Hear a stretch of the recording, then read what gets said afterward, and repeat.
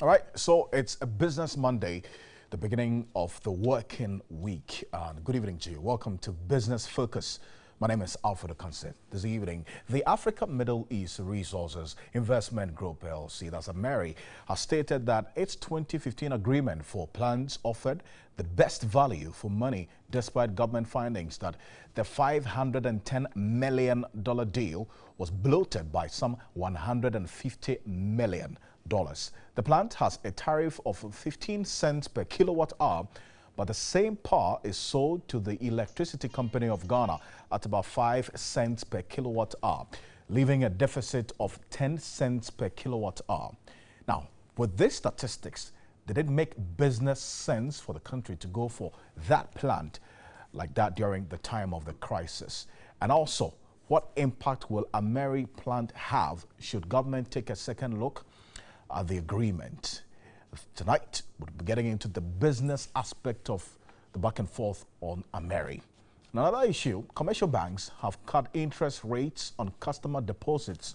I'll be looking at that on the latest on that. Out there, you look watching us, what impact it would have on you. These are many more here on Business Focus. Is what we're going to be focusing on this evening. As always, feel free to join us with your thoughts if your money matters to you. Let's find out how the business has been throughout the week with respect to the summaries of the news.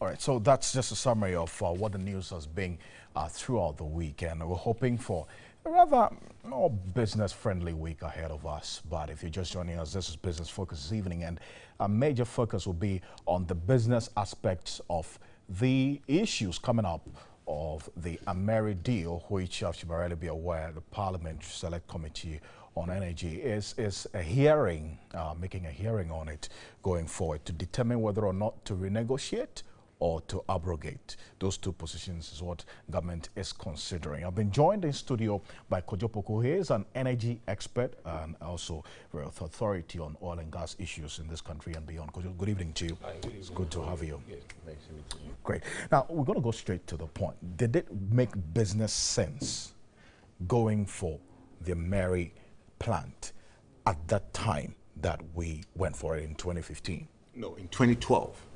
You see, Ameri deal was not gone in for. The Ameri plant came into Ghana in 2015, but you know that the transaction started way before. 3 years before the delivery.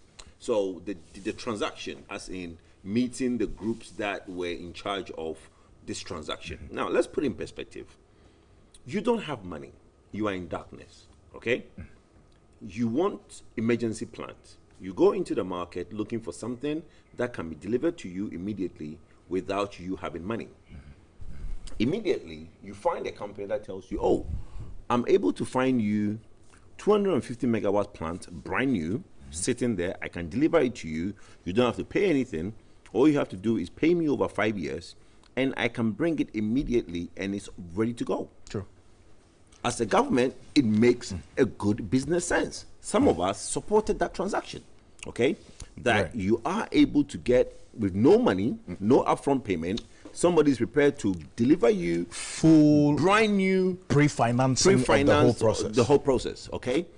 Now, 510 million for what it's worth at that time, for being in darkness and getting that transaction, at that point, it made business sense.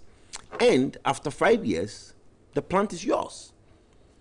Then we now find out that the 510 has a middleman margin of over 150 million.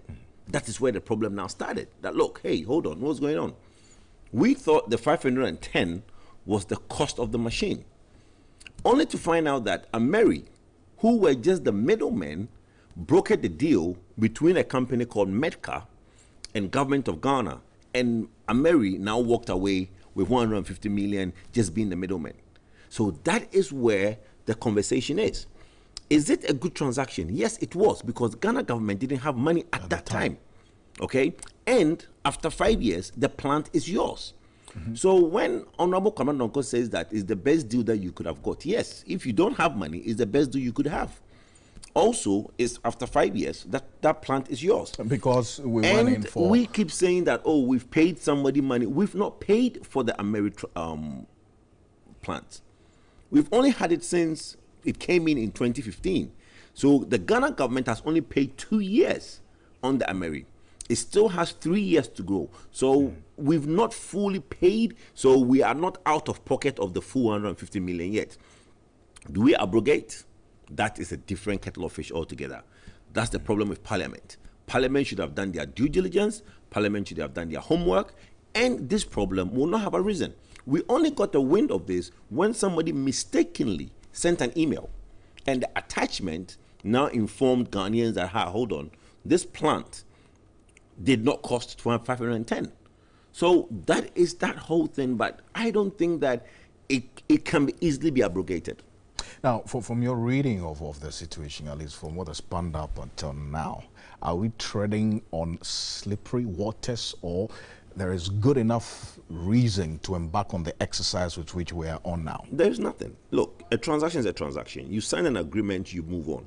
The slippery waters that you talked of is the investor confidence in Ghana is such that when they eventually convince themselves that they want to do business in Ghana, one of the things they rely on heavily is that when there is a parliamentary approval, it is cast in some sort of stone. The minute Parliament now goes that road of rescinding an approval, it means that the next time we have any agreement and NDC is majority and they are in power, they can also rescind all the agreements that MPP entered in. What does that leave us as a country? In most part of the Western world, a company's corporate guarantee, okay, the state-owned enterprises, corporate guarantee is good enough for a transaction. In this country, the only company which is a state-owned enterprise whose corporate guarantee is good enough for transaction is GMPC, because they have quite amount of money coming to them from the oil find. So they can give a corporate guarantee, and some companies will take it. Apart from GMPC, nobody else can give a corporate guarantee. So everybody comes in and asks for government security, which is the parliamentary approval. The minute that becomes worthless, when Parliament now goes this Katie Hammond route of rescinding an agreement, then that's it. We are done as a nation. So in your view, the business community out there is keenly following the happenings here, and whatever the outcome will be would clearly inform a lot of decisions from investors going forward. Some of us are very worried because some of us that are out there trying to get investors to invest in Ghana on the daily and the weekly basis, that happening, you see, most politicians are not businessmen. Okay, so they don't really see the real effect of their actions. Even the talk of it that they are holding these plenary sessions has a negative effect on the country. The minute that it's done and they do it, I mean, they shouldn't even be thinking about it. The fact they are thinking about it is bad enough. If they actually carried it through and rescind it, that's it. No country or no company worth their salt would come into Ghana and rely heavily on a parliamentary approval, because then it would have been basically can be rescinded by the opposition party when they come into power, which is bad. I'm looking at so let's shift gear now into the financials and look at the business benefit of it. So it's clear that yes, if we go on that path of even thinking about it, you think it's slippery.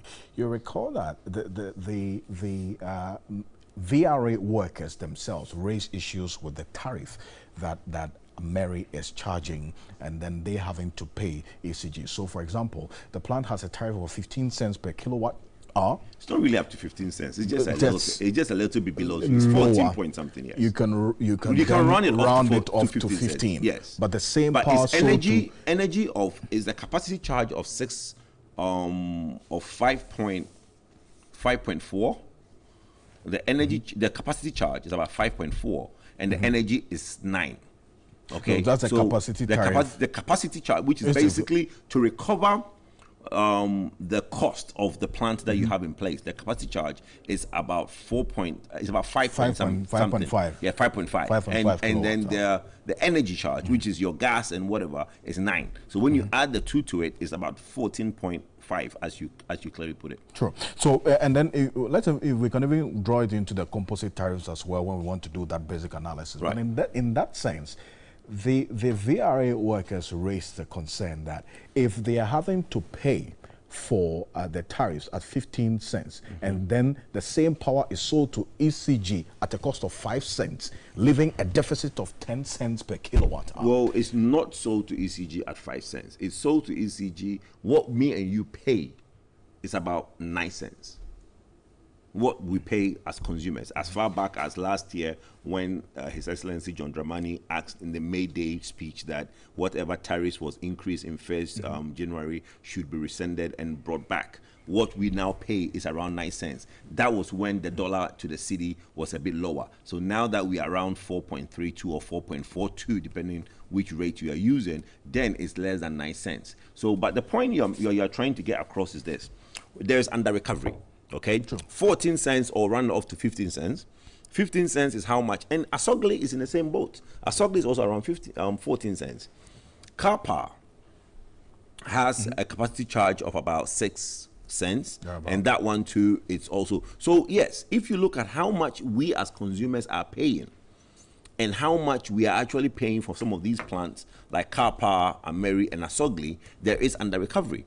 The only good thing, that's why Katie Hammond will tell you, Honorable Kabradonko will tell you that it's a good deal, is that in 5 years, that plant is ours.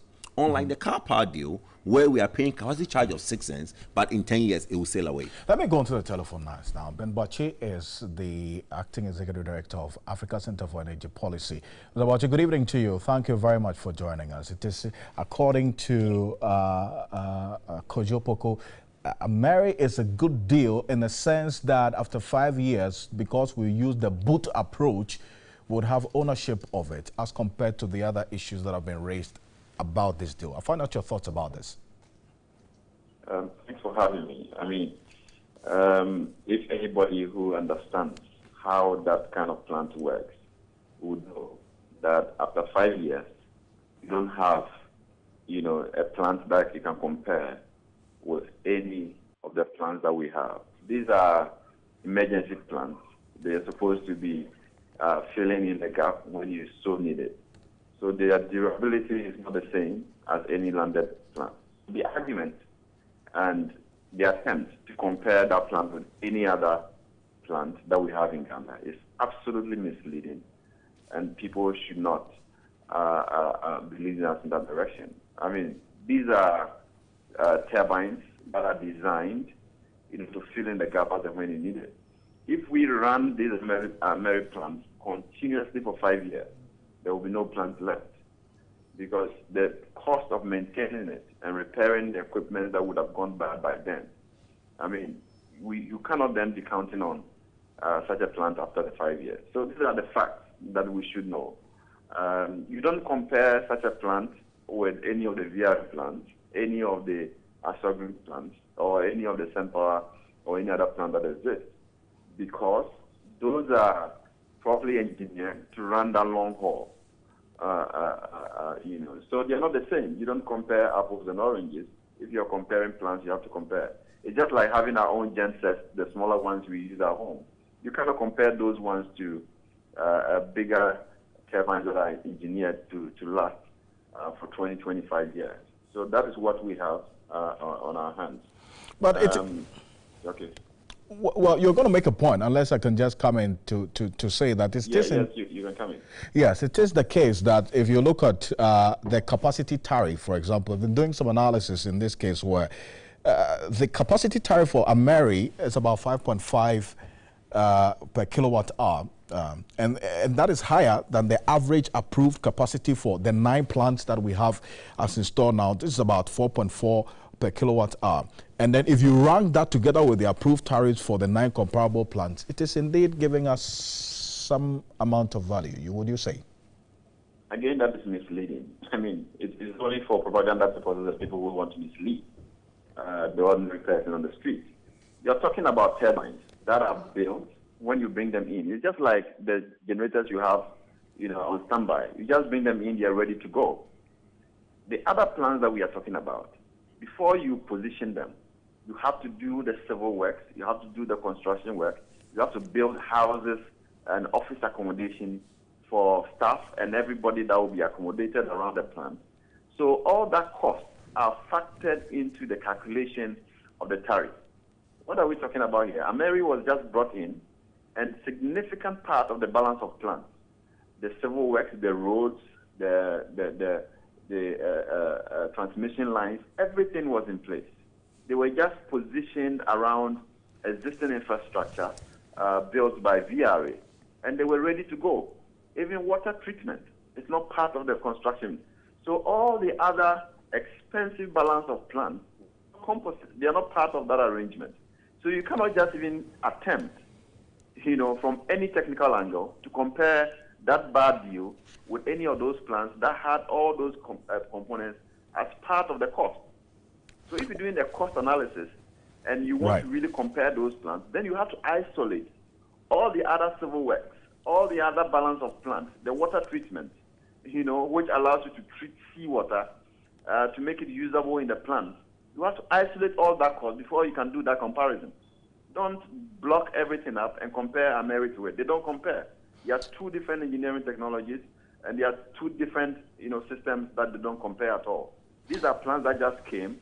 I'll tell you what, we spent 25 million Ghana cedis of oil money to prepare the place where we will put the plant. That is not part of the cost that we are talking about here. So if anybody is doing comparison, then you have to bring all the associated costs, all the balance of plants that are not part of the Ameri plant, before you can do that comparison. But this is not what we're doing here.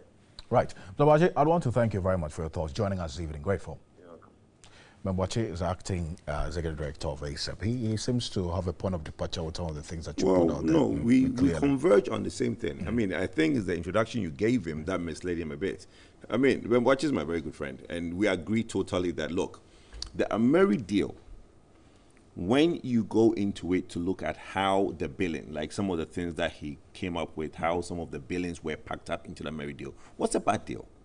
Was it a good deal at the time when you do not have any money to go into the market and get a plant to come and work immediately? Yes. How it was done, as in some other monies, like he's saying the 510 does not even include all the auxiliary costs that came about, okay? So that, me and him agree. But the other thing he said that is very confusing, the GE plant, which sits there as Ameri, doesn't have a 5-year shelf life. That, me and him, I'll beg to differ. Because in every plant has a minimum, in accounting terms, even your car, if you are to depreciate it, will be at minimum of 10 years. You cannot depreciate a plant like a GE plant, which came in brand new in 5 years. I've actually been looking at the internal rate of return analysis, and with good maintenance on that plant can last us more than 10 years to 15 years. Because look, what is it? What are we talking about? It's just basically gensets at a much bigger version. So if you have your genset, you're telling me your genset will last for 5 years? If you change your filters, and you maintain them well. It's about maintenance. Most of the machines that we have in Ghana has basically run down after a few years because we don't maintain them. But that GE plant that came in as Ameri was brand new. So there's no way Ben can say that that plant after 5 years will not be worth anything. If with good maintenance, that plant can last us for another 15 years because it was brand new when we bought them. That, I disagree with him. The issue, what he makes, and I agree with him, is the fact that the bulk cost was more than the 510, because then if you look at what you are paying to Ameri and what money was used to do other things, where I say it's a good deal is that you don't have money, you go into the market, you get something to come in immediately to work for you. To solve a particular problem. Okay, and bear in mind, the minute everybody started making noise about Ameri, the plants were delivered. The plants was already in Ghana, delivered. So yes, we all have our problems with the middlemen. We all have our problems with how the prices were stacked up. But in terms of, you cannot compare the two. Was it a good transaction business-wise, whereby you don't have money, you get something to use? Yes. Was it a good deal as in how politicians went about it? No, it wasn't. There's some information on the VRA website I'm going to show to you on a slide right now, which gives us a clear picture of the installed capacity now as the VRA installed generation capacity as you have it listed. The Akosombo now installed capacity, that's the Akosombo Dam, that's installed capacity of 1,020, dependable capacity it's about 900, and the type of plant is hydro. So merely be aware, depends on fuel. Pong, 160, that's installed capacity. The dependable capacity is 140. TAPCO and TICO are 330 respectively, but the dependable capacity here in this case is 300, and then that of TICO 2 is 200. That's what you see there as well. But when you come to the installed capacity for the independent power producers and other plants, that's where it would be of focus for us here with the discussion. Bui Hydro installed capacity is 400, and then also Ameri power plants about 250. But then the dependable capacity for that is 140 kilowatts there, as you see there. So it stands to reason that we cannot just wash away the contribution that Ameri as itself has within the installed capacity, so that if we're even talking or having a conversation about doing away with the plan because of the questions. Well, really, now going forward, look, we've signed a lot of PPAs. There's over 3,000 PPAs signed. There's quite a lot of another plants coming on. You can't compare the two situations. Reverse ourselves to 2013, 2014. We were in darkness. Going forward, we are not in darkness. Absolutely. So this conversation sounds different, okay? So now, if somebody wants to abrogate Ameri or take Ameri out, because of the way the PPAs have been signed and there are other companies that are now lined up to start operating or even build plants in Ghana, Ameri might sound insignificant based on what people want to do now, because you're not in darkness. But if, let's say, we were in darkness and we were basically on the threshold of maybe 50 to 80 megawatt shortfall, you will not talk about taking Ameri out, because that will plunge the country back into darkness. Now we are even in a situation where we are postponing some plants from coming on to 2022, 2023. Because there's excess power. There is excess power, okay? We also have excess security of fuel. The fuel security is much better than it was in 2014 and 2013. Remember when we started this problem, it was more of an infrastructure problem. Then a lot of plants came online, and around 2015, 2016, it became more of a gas problem because we didn't have fuel security. Sure. The West African gas pipeline was not coming through and stuff like that. So going forward, the Ameri plant served a purpose within when it did. But, I mean, anybody looking at the forecast of energy to be generated in the country in the next 4 or 5 years, you can take the Ameri out, even the whole 250 out, and you can still fill that gap because you would have a proper planning. But that I'm saying, the issue that there are two sides of the equation. You know, when Honorable Commander Nko sits there and tells you that, look, it was the best decision I made at that time, you would have to put yourself in his situation when he made that decision. You would now have to condemn it, looking at the situation that you have now, thinking that, look, was it a good decision made then? Yes, we were in darkness. Would you make that same decision now? No, you wouldn't, because we have excess power. So it is clearly really we're not out of the woods yet when it comes to really having a permanent plan for this particular energy situation. Well, we don't, because we have Ameri, which is is still lingering. Car power is 10 years, and that is another 450 megawatts. That's the 10 years that can go away in 10 years. It is not a permanent plant in Ghana. So in 10 years' time, car power might decide to sail away. So you have a deficit of 4 years. But the problem that you have now is that this government has a much better approach. They can sit back. The short-term solution is there. They have to concentrate on the medium to long-term solution to make sure that we don't end up in that problem going forward, let's say post 2024, 2025. But for now, between now and 2023, we can comfortably sit back and say that, look, we would not really have doomsday again. But if somebody takes their eye off the ball and all the plans that are scheduled to come on post 2022 does not come on, in 10 years from now, we could be looking at the same doomsday problem again. I'm going to do this very quickly, and this is just a bit away from what we're discussing, but then it still bothers on business. The average base rate among commercial banks remained at 26.6% in September 2017, which is the same as recorded in August 2017. Now, the base rate is the lowest rate at which a bank would lend to its customers. According to the Bank of Ghana's annual percentage and average interest report, a survey of 31 banks indicate that Unibank still tops with the base rate of 36.8%, down from 39.5% recorded in August this year. So we're going to go on Skype now. Dr. Lord Mensah is a lecturer at the University of Ghana Business School. Doc, good evening to you. Thank you very much for joining us, if you can hear me.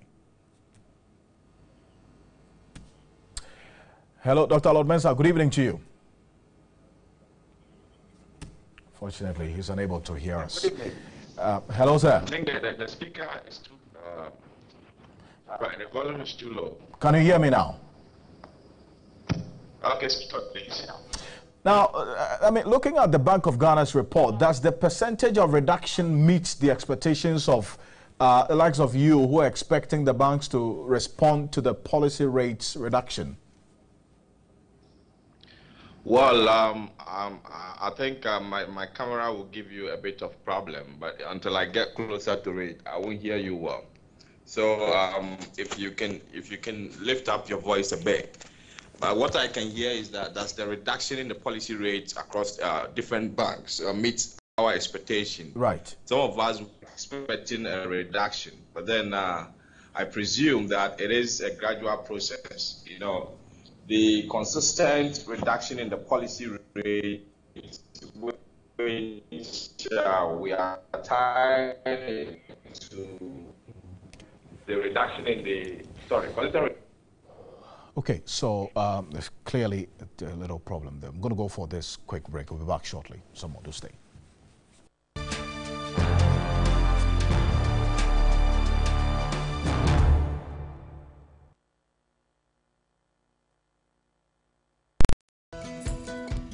Business hasn't always been like this.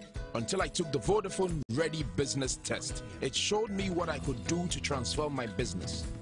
I have fast and reliable internet service, so I can share my work with people around the world.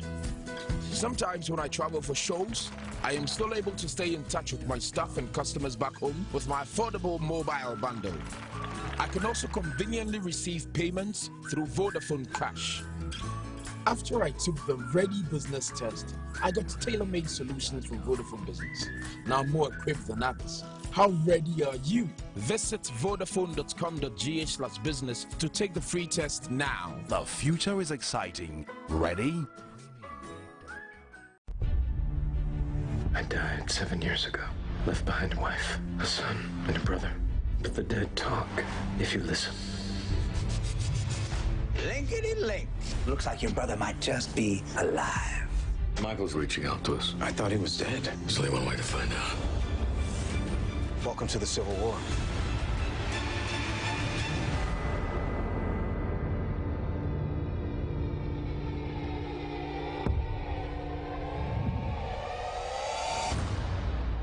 Michael, we're here to get you out. Michael Schofield and the gang are back for Prison Break Season 5, Mondays at 8 p.m. First and exclusive to Mnet.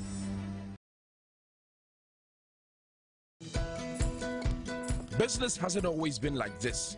Until I took the Vodafone Ready Business Test. It showed me what I could do to transform my business.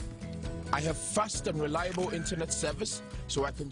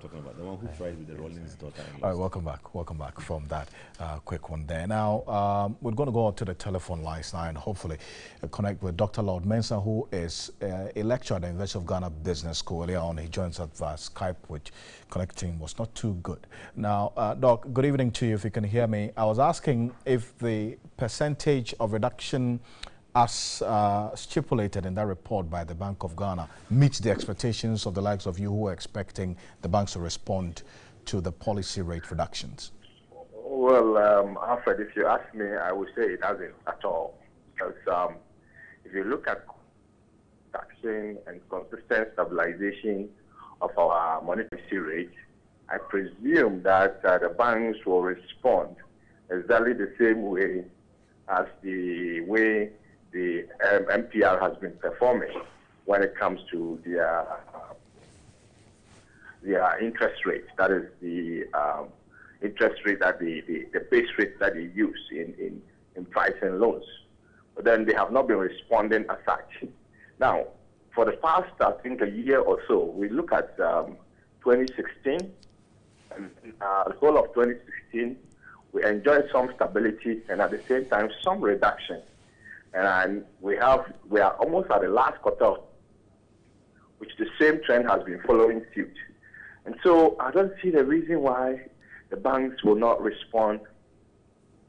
But then on the average, if you look at across banks, you're looking at it around 26-point-something%. But then in the end, individual banks will have their base rate. I know very well that some are going to respond. Now, those that will be responding, if I should tell you, will be the bigger banks that have nothing to lose. But in the end, the smaller ones will not respond as it's supposed to be. So you're going to get different response in terms of the reduction across the board. But trust me, I presume that generally the banks are not doing Ghanaians favor in terms of reducing their base rate, which feeds into the pricing of loans across different banks. Okay. So I would say that it's not been favorable to get. It's not been favorable. Thank you so much for your time this evening, Doc. I'm grateful. Dr. Lord Mensah is a lecturer at the University of Ghana Business School, specifically the finance department, helping us with this analysis there. Kujaboko is still with us in studio. I'm going to round up with you, Kujo. So it's clear, established, that there's a lot of interest that the business community is paying to what's happening around this whole married deal, and it would affect either way business confidence. Well, if it goes both ways. It's not either way. I mean, the other way is to leave it as status quo. Then the government can find other ways of trying to look at it. Most lawyers who have looked at this agreement have said, look, you can abrogate it, but try and find criminality. Okay? You need to find that there was colluding to rob the country of the 150 million that everybody is talking about. If you are not able to find that criminality, it will be difficult to abrogate the contract. And for some of us, what we've said over and over and over again is that if the government really wants to find the truth, have a commission of inquiry, have a high court judge sit, subpoena all the architects of this deal, the ministers, the civil servants, everybody that was involved, subpoena them, let them swear oath, and then testify. They would not lie, because if they lie and it's found out they lied, they've committed perjury and they can go to jail. But a move has been made by this particular administration. Nobody's making mention of the lawyer Philip Addison's committee that went into this and whatever came out of it. But did you see the draft? Why is it not coming out in No, but did you see the draft of that report? I mean, everybody has rubbished, and even the government that commissioned the report is saying that that report was not a final report. It was leaked, it wasn't signed, but from what we read, it doesn't hold water. I mean, you cannot abrogate that agreement based on that report, because that report basically go a long way to say that there are certain things they're supposed to do. They should come to the table and renegotiate. And Mary is not in the country. It's Medca that's in the country. Medca will not renegotiate with you, because what are they going to renegotiate about? They've given you a plant. The plant is working. Okay, it's Ameri, the company that they went to Dubai, and when they went to Dubai, we all heard what happened, whether true or not. But it now made that whole Philip Addison committee a bit tainted, and the report to me didn't come out the way it should have come out. So that's why you don't hear anybody talking about the Philip Addison report. What the government needs to do, if you want to find criminality, do a proper investigation. How are you going to do that? subpoena people, let them swear oath, let them testify. Then you can compare the notes of what people tell you. Then you can now punch holes and hold some people in front of the court for colluding to defraud the country, causing financial loss to the state. And with that, you can abrogate the contract. If not, let's leave it as it is. Yes, MPP made a political noise that they're going to abrogate it. It's a word they want to keep, but it's difficult to keep. When you're in opposition, you can say these things. When you're in power, it's a whole different ball game. It's a whole different ball game altogether. I hope the ball is played well. Well, we hope that it plays well for the business community, because if they don't, that's the most it becomes a problem. Economy is all about business. Thank you, Kojo Poku. I'm grateful. Thank you, my brother. He is an energy expert, also an authority in oil and gas in this country. Thank you very much for staying with us here on Business Focus this evening. On behalf of the rest of the team, we're grateful. My name is Alfred Okanse. Have a good evening.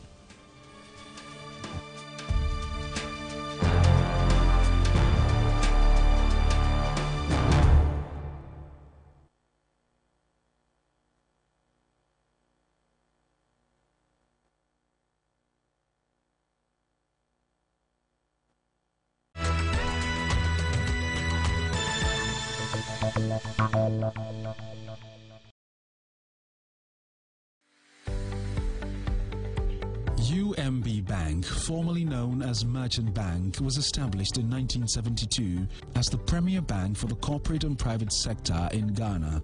From our very beginning, as the only Ghanaian bank serving all categories of businesses, we set a standard for excellence and innovation, which we celebrate on this occasion of our 45th anniversary.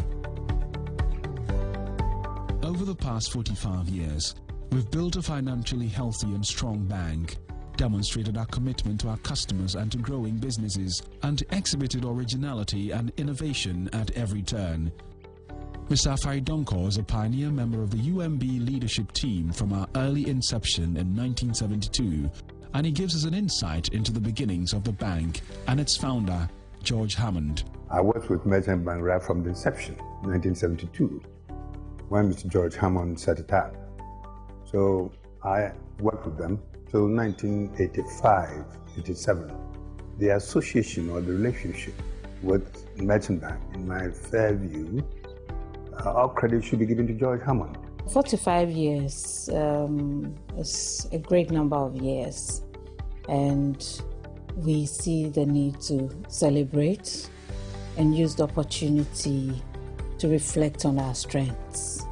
One of our key strengths, of course, is our financial muscle, as well as our customer service and our great strategy, which we see sustaining us over the years, and also look at the opportunities that the future holds for us so that we can innovate and build on what we have done in the past to be successful. Recently, we have set up the UMB Foundation, which will bring more focus on how we support the community and demonstrate our corporate social responsibility. That has also ensured, endeared us to the local communities. The UMB Foundation is an independent philanthropic organization created by UMB Bank and UMB Capital to implement their corporate social responsibility, focusing on some key areas: health, education, celebrating and promotion of heritage of Ghana. 45 years in the life of an institution, in the life of a person, an individual, and whoever, is a significant milestone. And we want to demonstrate to the world, to the country, and in particular to Ghanaians, that their bank, the Universal Merchant Bank, UMB, has been in existence for that number of years, 45 good years. From operating solely as a merchant bank, UMB has, over the last 45 years, evolved into a fully fledged universal bank, offering services in the corporate, retail, and private banking arenas, providing customers with an exceptional banking experience. Through the use of advanced technology and innovative products and services, UMB's 45 years showcase the bank's unyielding dedication to its customers, a move that has resulted in the growing and continued success of the bank. For all these years, if you needed a bank that would concentrate wholly on solving the needs of corporate entities, private sector, and even government business, the bank of choice has always been Universal Merchant Bank, UMB, and we continue to position the bank to be able to provide even more in the corporate sector, in the private sector. As a local bank, UMB's passion in growing and supporting local businesses over the years has not wavered. From its audacious beginning in 1972 to this 45th anniversary, UMB has supported the successful growth of many, if not all, of the major businesses in Ghana.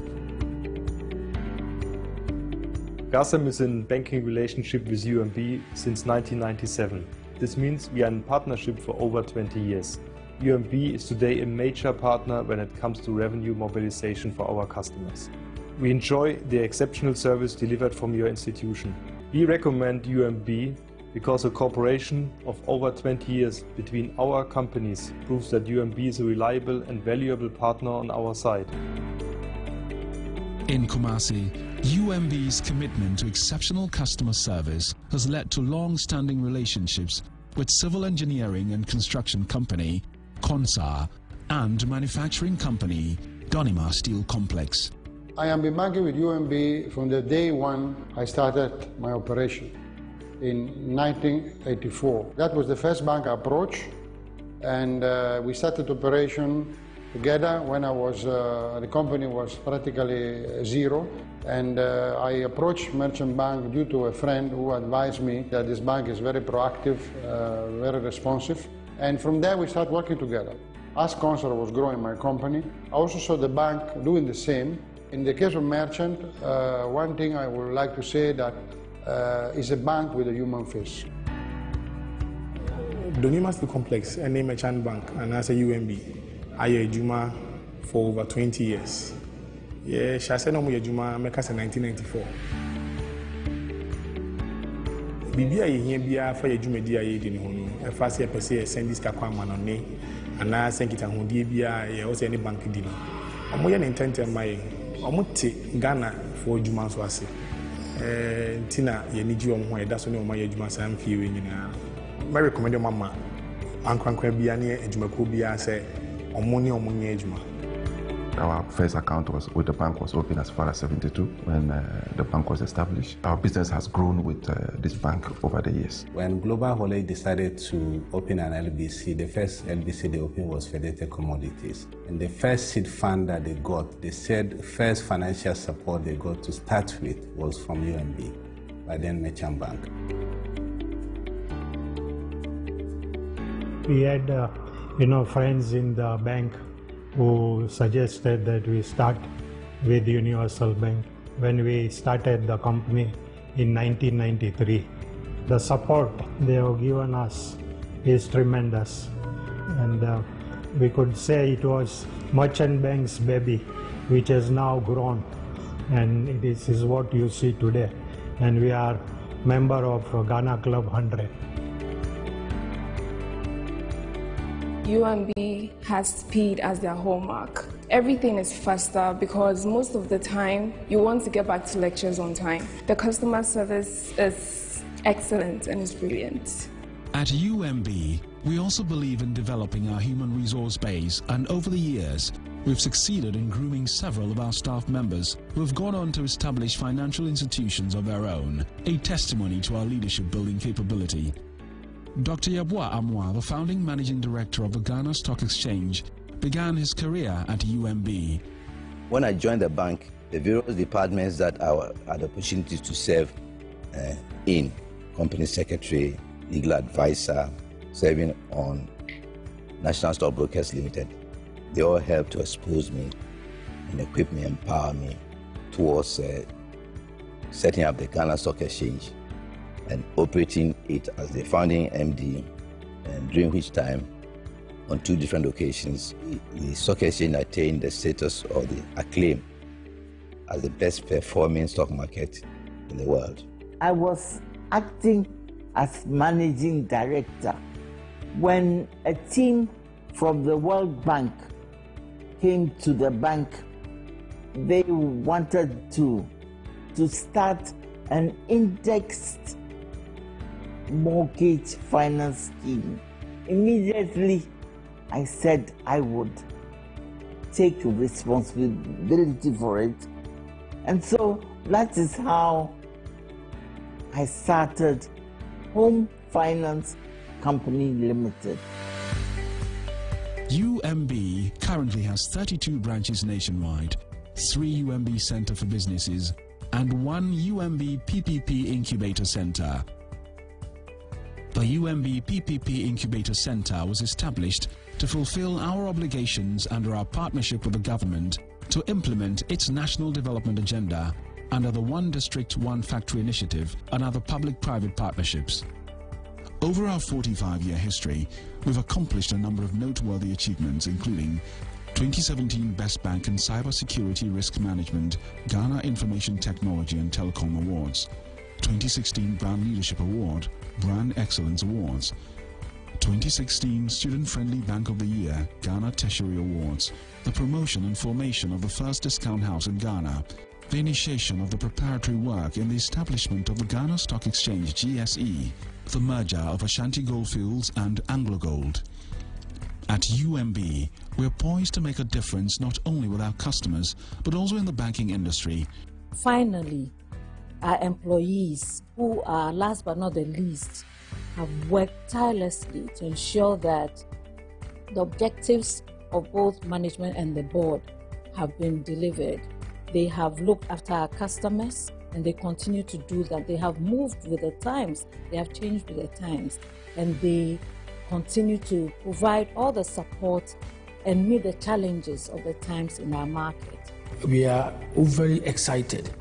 Both the board, management and staff of this institution are so excited about what we have done in history. All the corporates we have assisted, the companies that owe their existence because we were there to support them. We believed in their stories and invested in their stories and turned those stories into businesses. And we will carry on that mantle into the next 50 years.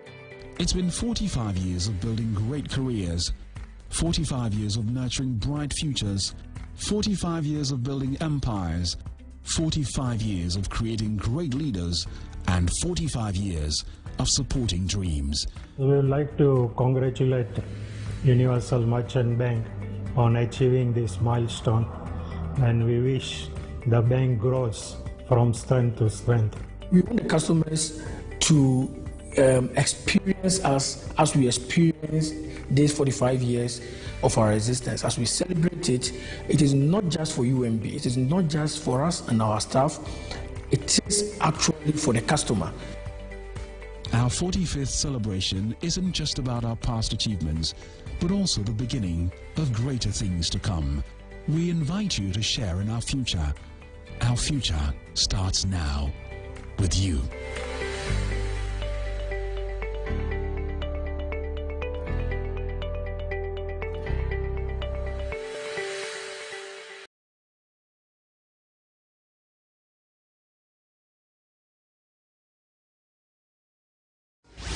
Year after year, we've been rewarding explicit radio and television personalities and content that took over the airwaves. The 7th Adonko RTP Awards 2017.